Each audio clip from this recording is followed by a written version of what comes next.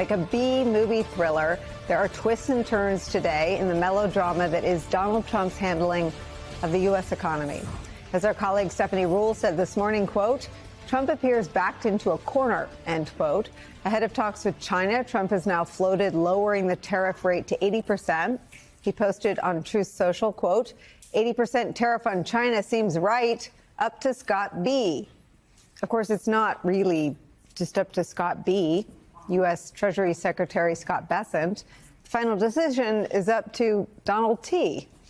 Bessent is set to meet with Chinese officials tomorrow. As the New York Times reports, quote, an 80% tariff would be a big drop from the current 145% that Trump imposed on Chinese imports in recent months. But that higher level would still shut off most trade between the countries. While it differs from company to company, some executives have said that tariffs below 50% are generally enough. Tariffs above 50% are generally enough to freeze exports to the U.S. Companies that are not able to find an alternative source of supply for their products outside China are facing the prospect of bankruptcy and layoffs as the summer grinds on. And even 25% tariffs could be crippling. All of that, layoffs, bankruptcy, the prospect of empty shelves. That is what people here in the real world are worried about as Donald Trump posts about lowering tariffs from 145 to 80, quote, up to Scott B.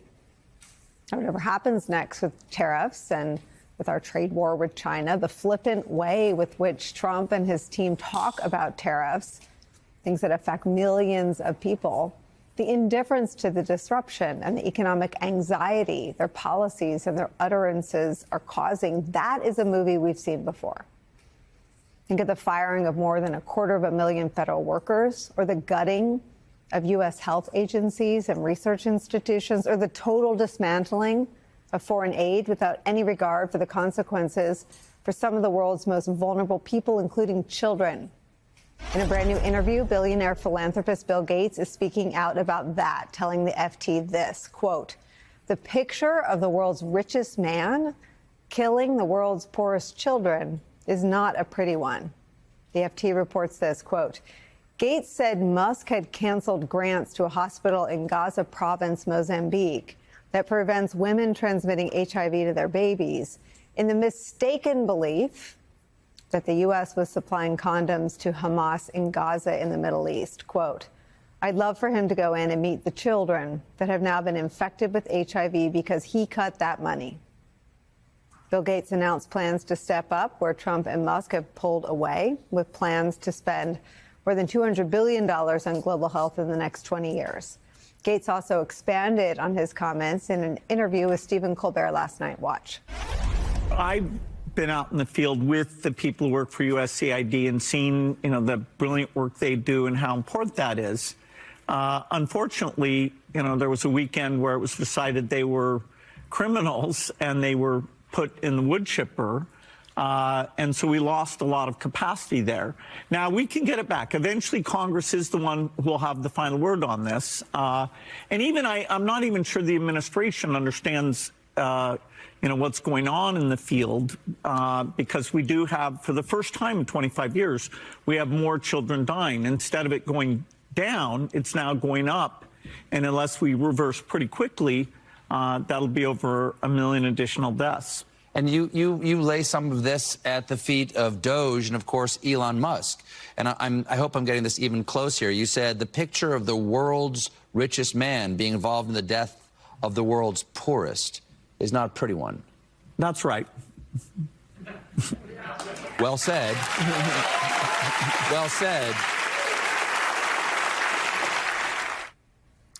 Widespread damage to the U.S. brand being done by Donald Trump and his administration is where we start today. With me at the table, NPR financial correspondent Maria Aspen is here, along with the host of Politics Nation right here on MSNBC, president of the National Action Network, the Reverend Al Sharpton. Also joining us, the president of Media Matters for America, Angelo Carusone, is here. Let's unpack the tariffs first.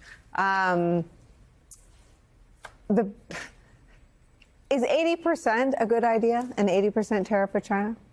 Well, is it going to stay at 80%? Right. I mean, I think, as you pointed out, the the challenge for businesses and consumers and investors is it's 80% today. It was 145% a few days ago. There's just no certainty, and 80% is a huge amount still. But there is also just the question of, like, is this the final answer? What is the change going to be? As you pointed out, businesses can't make decisions, they can't hire, they can't invest in anything if they don't know what sort of economic conditions they're going to be working with. And meanwhile, this is already hitting consumers. My colleagues at NPR have done some reporting about what sorts of prices consumers are seeing, and they've asked people to send in receipts from showing the impact of tariffs. My colleague Emily Fang talked to one woman who had ordered a wheelchair that had to come from China in early March. By the time it arrived, the price was double. It was $6,000. Oh my God. That is real impact from these tariffs. For whom is 80% not, I mean, for whom does 80% work out?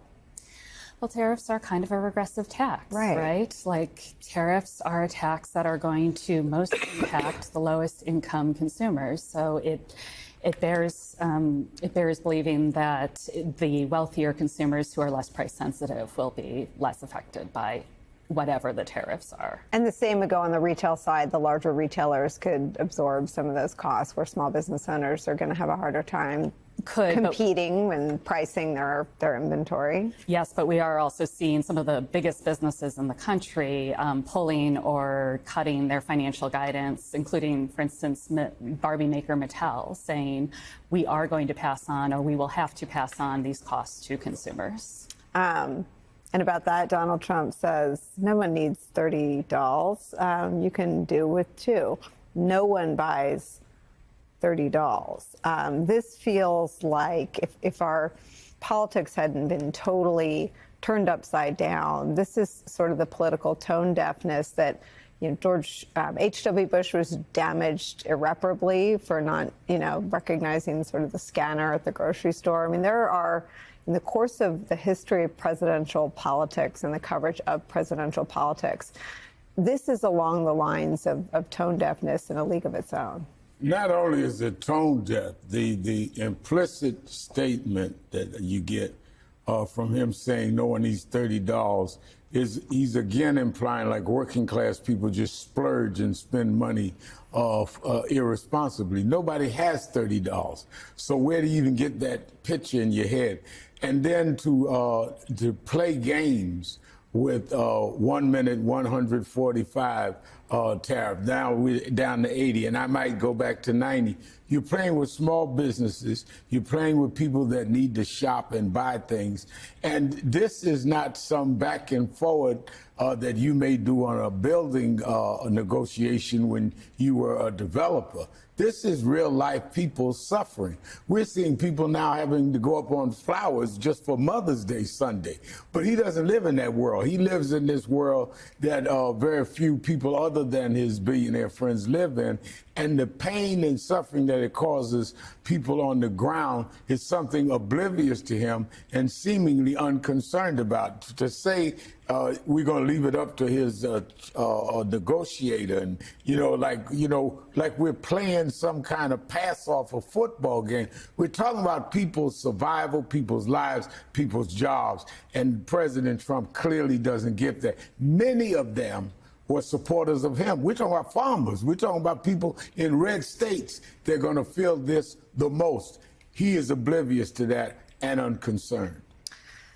Angela, you introduced this great term about narrative dominance. I don't know how this is going to play out, but I do see this as a sliding doors moment for Donald Trump, where the brand that he rode to the White House of a successful businessman, he's taken this sort of fork in the road to wrapping both arms around being America's first oligarch, selling his crypto stuff to the very same people he wants to do without 30 dolls and sort of make do with 2, sneering at the idea of strollers costing more, telling my colleague Kristen Welker, quote, why would you ask about that? Where do you see this economic cliff that he's about to take the country off of, maybe intersecting with what has so far been a pretty firm grip on the narrative? Yeah, I mean, you sort of mentioned this before in the last couple of weeks in your show, and you're right that at some point the reality will hit his supporters and his audiences. We're not there yet. If you just look at what's happening in the right-wing media, in the places adjacent to the right-wing media, they are still framing this as a positive thing, as a part of his masterful negotiations, that this is positional bargaining. And to the extent that these things come out, so for example, with this discussion about 80%, when they do talk about it, what they actually do is they blame big corporations. They say Walmart leaked this in order to weaken Donald Trump's position at the negotiating table because they're in cahoots with China. These other big companies leaked this. So the same playbook that was used about the deep state his first term is now being used to sort of prop up Trump's sort of actions. Instead of it being the deep state, now it's all of these other companies. So Trump is just this embattled leader that's fighting all these bad forces. So when they do confront it in these moments, they blame somebody else. They blame new targets. And I think that, to me, is the real question. We are at this moment. One of the benefits that they have is an ecosystem that can spin up these narratives and reinforce them amongst their supporters and then the wider populace. Authoritarianism is theater, and what Trump is doing is a lot of theater, right? The UK deal, all this stuff, is the positional bargaining. It's all theater. But the question is, are people going to be able to connect the harms that they're experiencing? And people are no doubt going to connect harms to Trump's policies. And right now, if the status quo remains, people are basically his supporters in the ecosystem that he's built power on, that he organized power on, that has propped him up. It is still very firmly saying there's a pot of gold at the end of the rainbow. Sean Hannity is hailing this as Trump's manifest destiny. So I just think, and I don't want to be the naysayer, because I think there's a real pathway here. There are real opportunities. But what you point to is this reality that is simply an opportunity. That cliff is an opportunity for Democrats and others to connect the harms to Trump's policies. But right now, someone has to be building and preparing that connective tissue. And otherwise, he will continue to maintain the dominant narrative. Top Trump advisor Stephen Miller saying the administration is, quote, looking at suspending a key part of the Constitution, the right to habeas corpus. President Trump has talked about potentially suspending habeas corpus to take care of the illegal immigration problem. When could we see that happen, do you think? Well, the Constitution is clear, and that, of course, is the supreme law of the land, that the privilege of the writ of habeas corpus can be suspended in a time of invasion. So I would say that's an option we're actively looking at. Look, a lot of it depends on whether the courts do the right thing or not. Habeas corpus is one of the most important and basic rights we are entitled to. It is the mechanism that protects people against unlawful imprisonment. And it is enshrined in the Constitution, which says that it can only be suspended in cases of, quote, invasion in the interest of public safety. Trump has tried to argue there's a, quote, invasion as justification for his mass deportation campaign. But a judge in Texas has already debunked that claim, finding the White House has, quote, failed to prove any invasion. Trump, in a cabinet meeting last week, appeared to reference habeas corpus when musing about how he can expand his presidential power despite court orders. We're facing an unprecedented situation where there's a lot of abuses of nationwide injunctions, sort of seemingly designed to curtail your power, specifically when it comes to deporting these illegal, violent aliens that came in under the previous administration. Have you spoken to your team about ways to mitigate this and continue to deliver for the American people on that? There are ways to mitigate it, and there's some very strong ways. There's one way that's been used by 3 very highly respected presidents, but we hope we don't have to go that route. And these comments come amid attacks on other constitutional rights. Trump trying to ban birthright citizenship and making comments about serving a possible 3rd term, something that the Constitution says is not possible, by the way. So joining me now is Jelani Cobb, Dean of the Graduate School of Journalism for Columbia University and a writer for The New Yorker, and Julian Zelizer, history professor at Princeton and author of The Long View on Substack. Julian, how serious is this moment? Is the threat to our constitutional rights? It's a very serious threat. The Constitution is the framework for our government, and we have an administration that is testing its strength every given day. And here you hear Stephen Miller saying out loud what we know is coming based on an invasion that people don't see happening. And so this is a test for the country, I think. I think many judges are stepping up and trying to stop it, but they have limited power of enforcement. Do you take what Miller says seriously? I think we have to take what he says very seriously. We've seen his influence on policy in the White House and, throughout, 2 administrations now. I should just say that, when Lincoln suspended habeas corpus, it was in the midst of the Civil War when twice, Robert E. Lee's forces, the Confederates, literally did invade the North in an attempt to encircle Washington, D.C. and bring an end to the war, a favorable end for the Confederacy. And so when we're talking about a conflict in which 700,000 plus Americans lost their lives, we know what an invasion is. That's the definition of an invasion. When we're talking about a conflict over immigration policy that does not qualify as an invasion. Well, one of the things that's actually so confusing for people in this moment, I think, is that this administration wants people to believe that they have done unprecedented things on the border. Crossings are down. They have secured the U.S.-Mexico border like never seen before. But also, you need to believe that we are being invaded to such an unprecedented extent that it would mean exercising these kinds of strange wartime powers. But I think that's true, but it's also consistent with what we've seen, like the tendency to be on both sides of a question. Even when we go back to 2016 and the original kind of reemergence of law and order and saying the rhetoric was that, people had to be saved by, saved from the marauding gangs of criminals who were roaming the streets of American cities, as opposed to pointing out the fact that crime was considerably down over those years. And so it really doesn't matter. We're not talking about statistical reality or objective reality. We're talking about rhetorical reality, which can be anything that people need at any given moment. As a history professor, what are you seeing in this moment in terms of rhetorical reality? Are there points in time that you look back to that are very instructive about what we're seeing now? Not really. The Lincoln moment is very instructive in terms of the conditions we've seen this happen. Even that was controversial at the time. At the time, it remains controversial with a president who is revered within the canon of American history. So we should see the bar is very high for doing this. But we haven't actually had, I don't think, a president strain the legal system to the extent we're seeing President Trump do that. And so I don't like using unprecedented too much, but I feel like we're in that. And I think Jelani has it exactly right. He uses rhetoric to justify what he wants to do, even when the empirical facts on the ground don't match it. We saw that with the election in 2020, and this is the new rigged election. It's the invasion. And even as courts say it's not happening, he says it does, but it's really an excuse to do this. But it's dangerous. The point is, without due process, without the system, everyone becomes vulnerable. Well, I'll have you both stay with me. We're turning now to breaking news from New Jersey. The mayor of Newark, Ras Baraka, arrested while on a trip to an ICE detention facility. The video of that chaotic moment is dramatic. Take a look.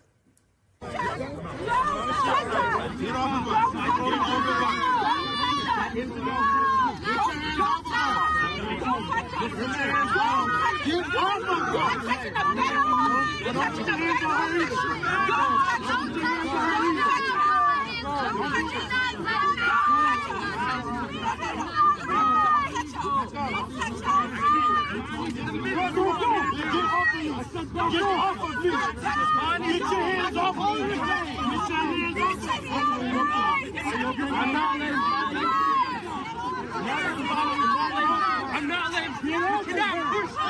You cannot push. You cannot push.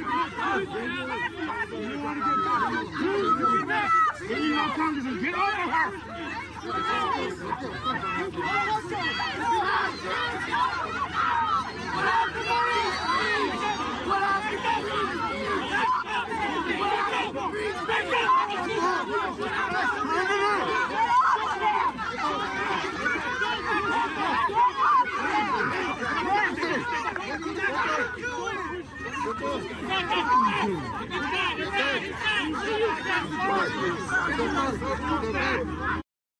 Video showing a tense scuffle with masked federal agents. 3 members of Congress were there as well, including 80-year-old Bonnie Coleman. She's the woman in the center right there. Congressman Rob Menendez called in during the last hour to describe this scene.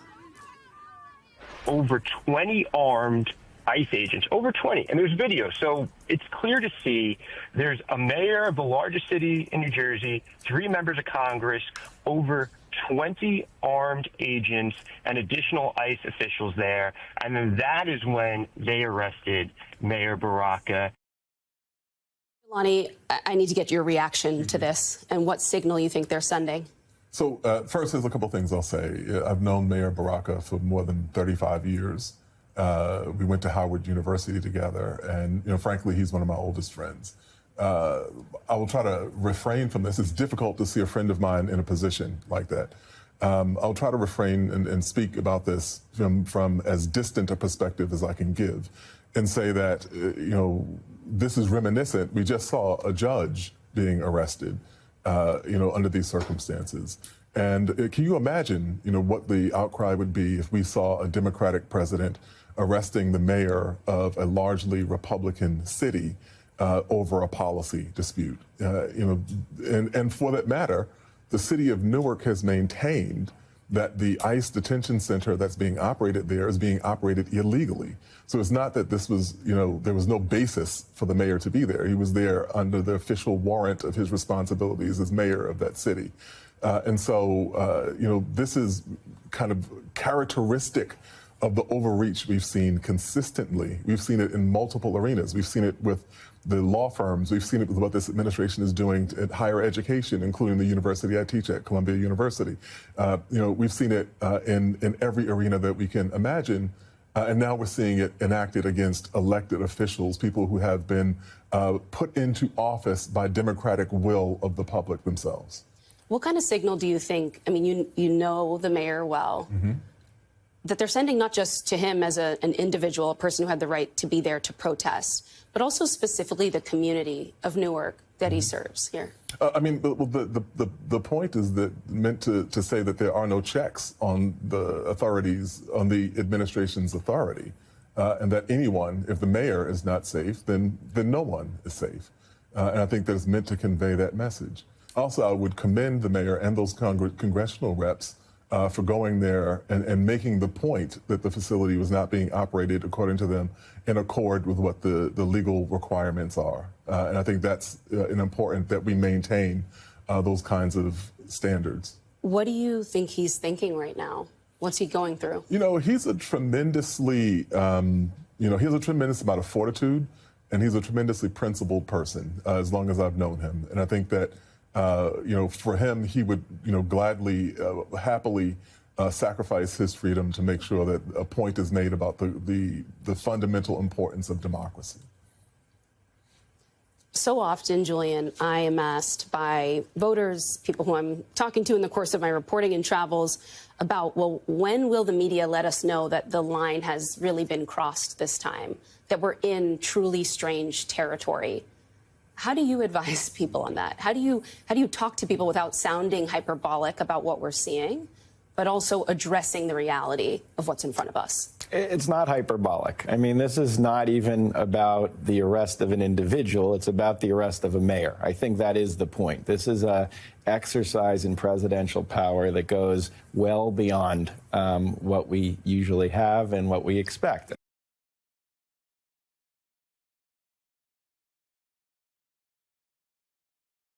We actually now have the mayor of Newark, New Jersey, Ras Baraka, who just was released in the last hour, waiting to talk to us. Nice. Thank you both so much. Thank you.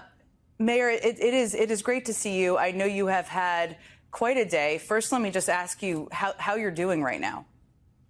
I'm okay, a little tired, but doing pretty good. Thank you. Thank God. Thank God for that. I know you're back with your family. I know you have been charged with trespassing, which just seems completely insane. We've seen the video. We just spoke with Congresswoman Bonnie Watson Coleman, who was there with you today, and she said you were on public property at the time of your arrest. She also said that you left the premises when officers asked you to. Were you told at all why you were charged with trespassing? No, they charged me, I guess, based on the charge that they can find.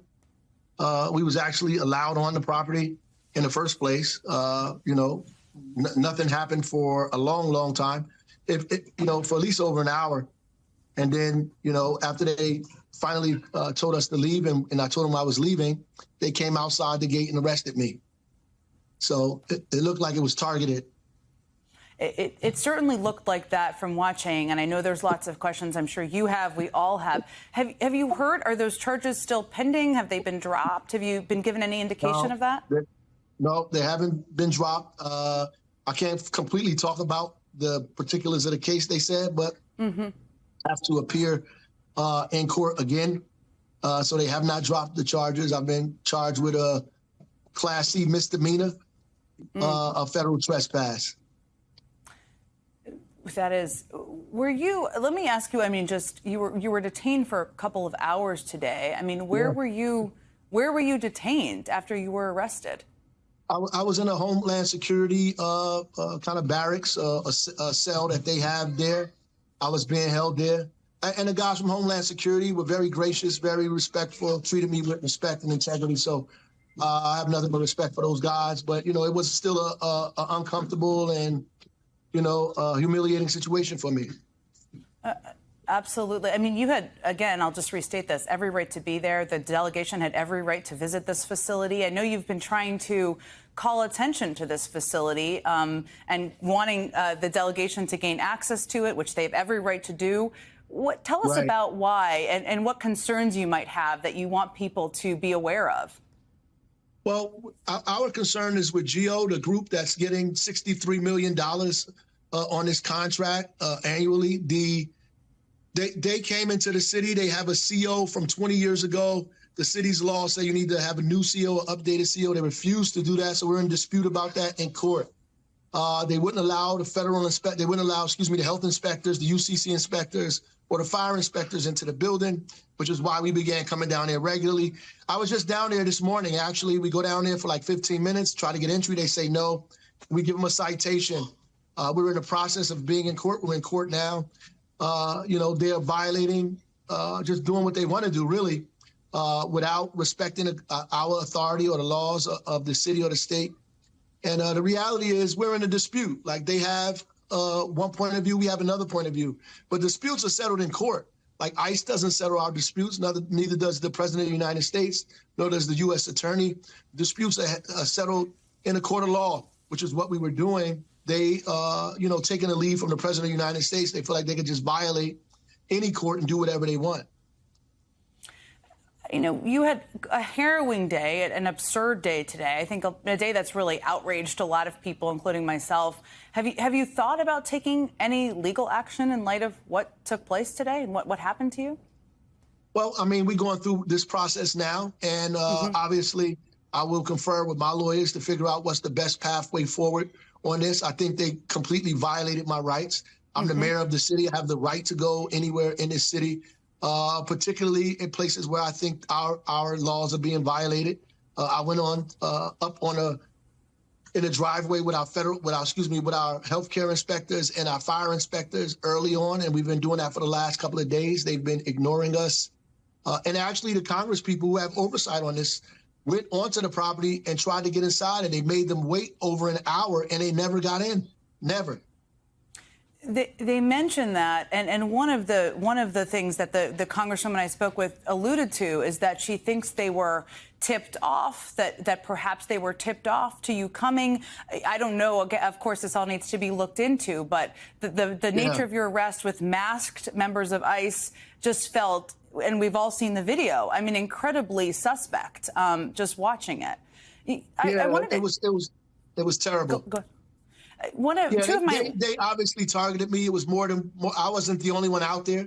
They came directly to me, right, and tried to arrest me. No one else, me. And so I honestly believe, I was targeted there. And it's interesting to see all these people making these comments on social media, from the government about why I was there. I didn't come down there to protest. I came down there for a press conference with the Congress people. I knew I was going to get in the building with them. I was waiting for them to return from outside of the building to participate in the press conference with them. I was already there earlier that morning. I didn't need to, if I wanted to protest, I could have protested that morning. I don't know if you've seen Alina Habba's comments, and I can ask our team if they have them. We can perhaps play them. But to your point, the administration has been out there lying about what the members of Congress were there for and what you were there for. Have you seen any of what they've said publicly? It sounds like you have. I have. I've seen it. The members of Congress didn't come down here to protest. They came down here to get a tour of the building. They made them wait over an hour. I was waiting outside for them to return so I could be a part of a press conference that they were having after it to talk to us about what they actually saw in the building. Unfortunately, none of that got to take place because the gentleman you see in this photo, the video had completely escalated this situation to a point where it didn't need to be. Mayor Baraka, I know you've had quite a long day. Before I let you go, do you have any plans to go back to this ICE facility or perhaps ask the governor or senators to go back tomorrow or the next day? Well, I think all of these elected officials of good conscience should go down there. I think all of our congressional delegation should be there. I think the senators, U.S. senators, should be at this place, considering what happened to our Congress people, that they need to be there. I think state officials need to be there as well. Our governor and other state officials need to be at this site. This is disturbing what they think they have the ability to do, and what they actually did today was terrible. Mayor. So, yep. No, go ahead. I continue. I just was going to just thank you and just really appreciate you taking the time tonight. Thank you so much, Newark, New Jersey Mayor Ras Baraka. Appreciate you. Thank you for having me. Russian President Vladimir Putin putting on a major show of strength in Moscow today, hosting his annual Victory Day parade in Red Square. The event marks the 80th anniversary of the Soviet and Allied victory over Nazi Germany. It puts thousands of Russian soldiers, tanks, intercontinental ballistic missiles, and even combat drones on display. Putin was joined by more than 20 world leaders, most notably China's President Xi, who was the guest of honor. NBC's Keir Simmons was at the parade today. He joins us live from Moscow. What did you see while you were there, Keir? What should we know? That the message is uncompromising from President Putin and from President Xi. You showed the pictures there. President Xi describing his relationship with President Putin as a friendship of steel. Unmoved is one way of describing the way that they want the world to see them. Amazingly, some people might think, they say that they are a beacon of stability in an unstable world. But it's also, of course, just before China begins tariff talks with the US. And while these negotiations, frankly, are stalling over peace in Ukraine, Russia still, Chris, not agreeing to a 30-day ceasefire in Ukraine, despite 4 meetings by President Trump's envoy, Steve Witkoff, with President Putin that lasted hours. We watched this display, now, as you say, to mark 80 years since Russia's victory in the Second World War, losing 26 million people. But it was a very much a modern signal, too, about how President Putin feels about his strength. He's clearly indicated that he believes that Russia can keep going. President Zelensky is saying that he will call a coalition of the willing tomorrow. Frankly, I think the optics suggest that despite President Trump saying that he would be able to quickly get a ceasefire over Ukraine, frankly, the opposite is happening. Keir Simmons, thank you for that. Let's bring in Mark Polymeropoulos, a former CIA officer and MSNBC national security and intelligence analyst. So, uncompromising friendship of steel. What do you make of what we just heard from Keir, Mark?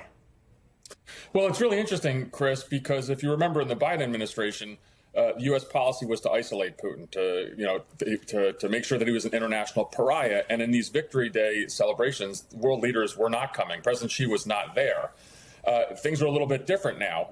You have the Trump administration certainly with a tilt towards Moscow, the idea of rapprochement, the idea of better economic relationship, diplomatic relationship, if the war in Ukraine can come to an end. And I think Putin took advantage of that. I don't think you would have seen this attendance at the Victory Day celebrations under the Biden administration. And right now, Putin thinks he's flying high. You know, all eyes really should, in my view, be on, frankly, what President Trump is going to do. Is it action versus rhetoric? He's expressed frustration about Russian intransigence. We haven't seen the stick being used. So really, in the next several days, we're going to see some really important policy decisions made by the Trump administration. We're getting a little signal, potentially. Ukrainian President Zelensky was dismissing today Putin's event as a parade of fear. He had a telephone call with President Trump yesterday where the two talked about a potential ceasefire. And after the call, Donald Trump posted this to social media, quote, "The U.S. calls for, ideally, a 30-day unconditional ceasefire. Hopefully, an acceptable ceasefire will be observed and both countries will be held accountable for respecting the sanctity of these direct negotiations. If the ceasefire is not respected, the U.S. and its partners will impose further sanctions." First of all, do you believe the threat of sanctions is real, and will it sway Vladimir Putin? So certainly there's been a tonal shift. And, you know, I think all of us, or many of us, are so kind of desperate for some good news on Ukraine. Every time the United States says something that is perhaps optimistic that we will support Ukraine, everyone gets kind of exercised about this. So that True Social post, you know, is certainly perhaps something to note. But again, it's tonals versus action. And what we need to see is if President Trump will put sanctions. You know, Senator Lindsey Graham has a very robust sanctions package ready to go. He says it's veto-proof. That would put secondary sanctions on Russia. That would be significant. And of course, the real item, which I think that a lot of us would hope for, would be that the U.S. would resume kind of offensive weapon shipments to Ukraine. Am I a skeptic? Sure, but I'd like to be proven wrong. In the days ahead, we're going to see if President Trump is ever going to get tough on Putin. I sure hope he does, but I think it's fair to remain skeptical. Mark Polymeropoulos, always good to see you. Thank you.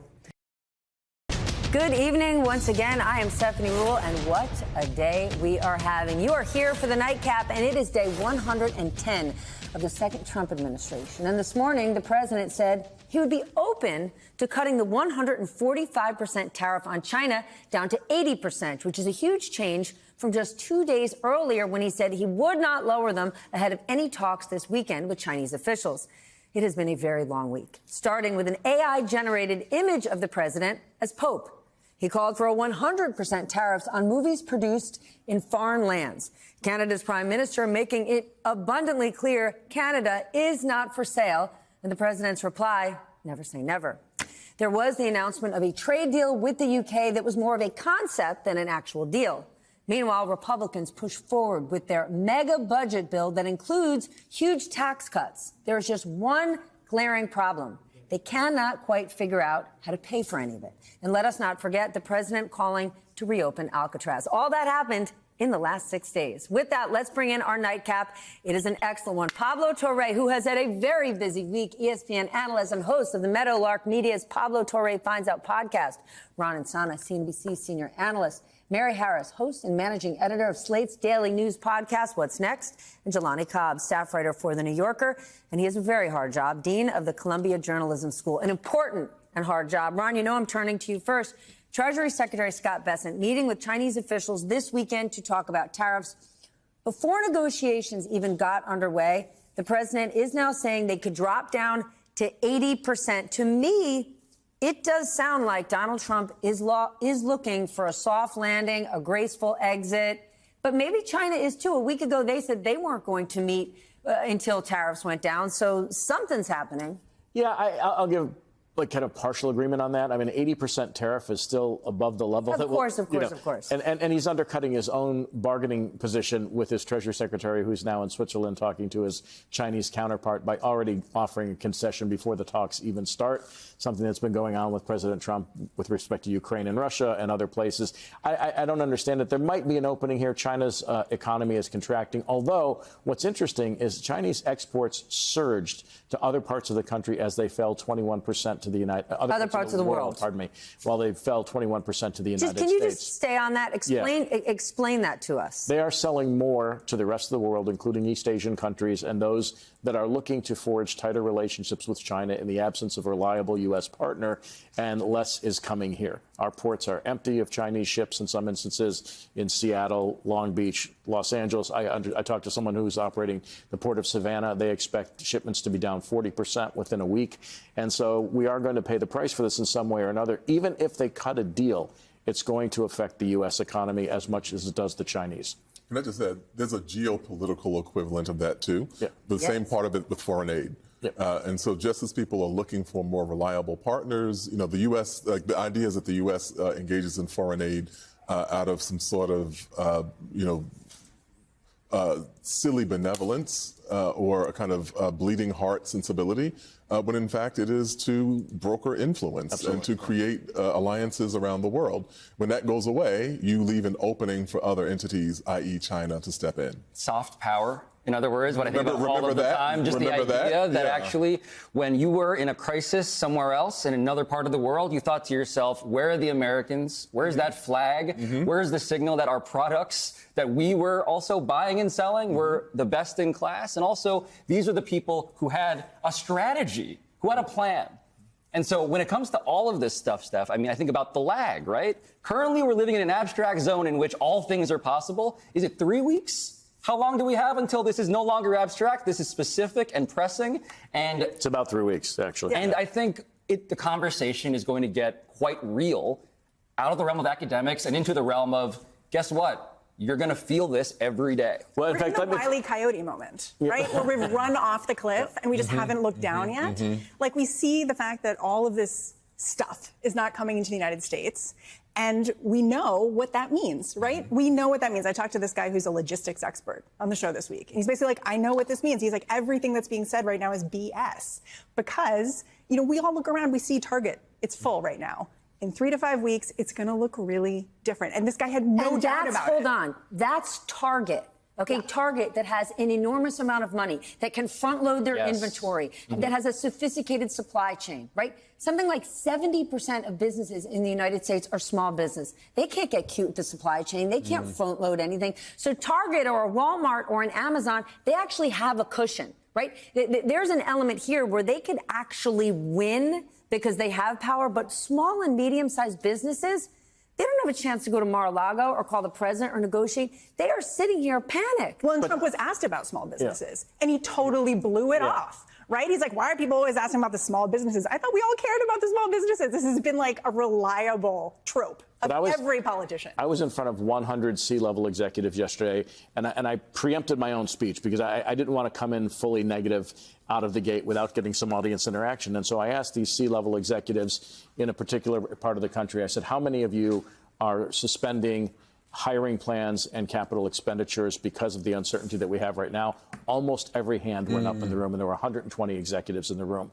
And so these were not small companies, right? So it's happening at every level of our economy. The level of uncertainty is so high right now that businesses are literally frozen in place, and consumers will be in 3 weeks when stuff starts disappearing. Here's the thing. The president is fantastic at controlling a narrative, and he has control of a lot of the media, right? You still hear, I mean, just this week, Josh Hawley was saying that Joe Biden cut off energy production, and I'm thinking, do people actually believe that? But in certain parts of the country, you might believe it.